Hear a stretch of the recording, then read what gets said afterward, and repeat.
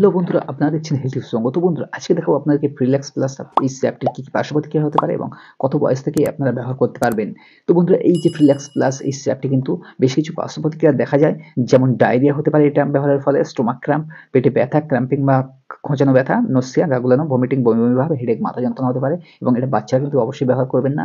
এটা 12 বছরের ঊর্ধ্বে বা 10 বছরের ঊর্ধ্বে কিন্তু, এবং প্রাপ্তবয়স্করা সকলেই ব্যবহার করতে পারেন, এবং বয়স্ক মানুষরাও কিন্তু এটা ব্যবহার করতে পারেন। এবং সারাদিনে 2 বার অথবা 1 বার ফিক্সড টাইমে কিন্তু এটা ব্যবহার করার নিয়ম। এই বড় ঢাকনির 1 ঢাকনি করে 10 ml করে ব্যবহার করতে পারেন, এবং যাদের খুব বেশি সমস্যা তারা কিন্তু এই ঢাকনির 2 থেকে 4 ঢাকনি কিন্তু ব্যবহার করতে পারেন ফিক্সড টাইমে।